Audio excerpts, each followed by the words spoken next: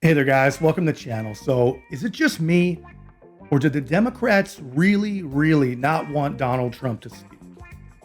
They will try literally anything to make their mushy-brained propagandized followers believe that, the reason they don't want him to speak is because he's a danger, and his every future word could very well be the one that is the final nail in the coffin of our apparently incredibly fragile democracy. And if you're not buying that, well, then they'll tell you it's because he's just mean and racist and every other ist or ism someone can possibly be. And if you don't buy that, well, then it's just because he's unintelligent, he's unwise, he's uninformed. And if you dare to listen to him speak, well, you will be also. And truthfully, I believe it has more to do with the fact that whenever Trump takes the stage, even on their turf, battling their propagandists on their terms, he's able to talk about things that challenge the narratives that these media outlets and their Democrat allies have been feeding to these poor people that dare watch this stuff.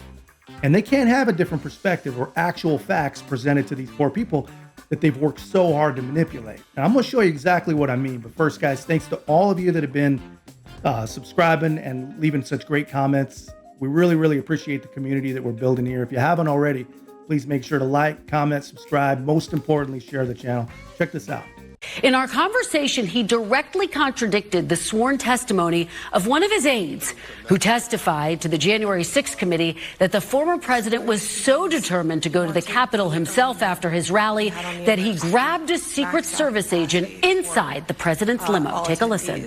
I wanted to go down peacefully and patriotically to the Capitol. The Secret Service, who I have great respect for, said, "Sir, it's better if you don't do that. It could be unsafe." Because they didn't because of riots, because it takes one guy with bad intentions. Okay, so I didn't have a dispute with them. You had that one person said I grabbed the man around the neck. Actually, I wish I was so strong to be able to do that. These are all tough guys, smart guys. Dispute that account. Dispute it? Who wouldn't dispute it? She's the craziest account I've ever heard. You mean that I was in the Beast? And she said I was in the Beast. And the Secret Service didn't win. So I took a guy who was like a black belt in karate and grabbed his neck and tried to choke him. What happened? How ridiculous. Just so you understand, and I have great respect for Secret Service, by the way. They're fantastic. The Secret Service said, "Sir, it would be better if you did." And I said, "I'd love to do it." They said it would be better until we went back to the White House. Just so you understand, I made a very nice speech. Yeah, so the crazy, wild, and usually very unfortunate thing about the news is that it happens so quickly. Some important things, others obviously not very important at all. It's so easy to get lost in the constant barrage that most of us lose track of the stories that were actually pretty recent, pretty important. And a good example of this is this Cassidy Hutchinson nonsense. So she made some pretty ridiculous claims during her testimony at the January 6th committee. And they all took it seriously, and then it all just disappeared.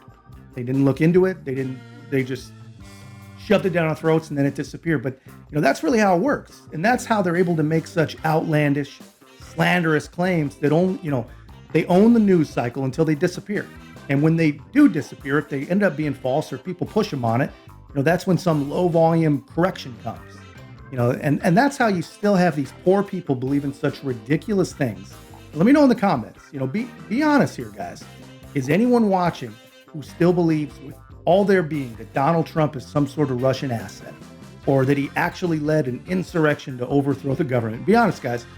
If you believe that, let us know in the comments. The rest of us, I think we deserve to know. The president said something to the effect of, "I'm the effing president. Take me up to the Capitol now." To which Bobby responded, "Sir, we have to go back to the West Wing."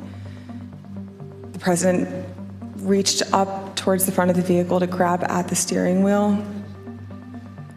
Mr. Engel grabbed his arm, said, "Sir, you need to take your hand off the steering wheel. We're going back to the West Wing. We're not going to the Capitol." Mr. Trump then used his free hand to lunge towards Bobby Engel. So yeah, man. So the news and information, whether it's true or whether it's false, it moves so freaking fast that they just, they throw it all against the wall. They expect us to believe it without question, and whatever sticks and goes viral, that's the winner. And come on, they expected us to believe, and a crazy amount of us did, that on January 6th, Donald Trump was lunging at the steering wheel like a crazy man, going to crash the car if they didn't turn around and go back to the Capitol, commanding the Secret Service. And when that didn't work, he assaulted the Secret Service. It's insane, man. And this is a perfect example because if you think about it, for even just 1 second, none of that makes sense. You know, the simplest problem in that whole deal, you can't reach the steering wheel from the back of a limousine. You just can't. And he'd been in enough to realize that he can. And if you give it just a tiny, tiny bit more thought, you'd ask yourself, you know, why didn't Congress ever ask the agents involved in this? Well, the answer is Congress didn't believe it either. So they literally supported and made happen that poor girl going up and perjuring herself to Congress. And, you know, that is just one very, very small example. It shows that when Trump actually gets a platform to directly respond to a lot of this insanity, first of all, I don't know how he knows where to start. There's so much of it. But it's a reminder, you know, to the habitually foolish, the people that actually believe this stuff, how these narratives are put together. And this is why they don't want him talking. You know, if he makes you question a few of these small things, you know, they being the propagandists, they're afraid that you're going to start rethinking all of it and the bigger and bigger things and realize that, yeah, you know, you had it pretty damn good back then. And, you know, to prove that they really, really don't want him to speak, they're trying yet again to forcefully and legally silence the guy. We had this prosecutor, deranged Jack Smith. Has anyone ever heard of him? I wonder what his name used to be. Jack Smith. Sounds so nice, doesn't it?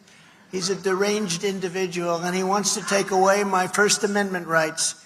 They went to court to get an order that I can't speak. Now, you got to understand, I'm the leading candidate by 50 points, and I'm leading Biden by a lot.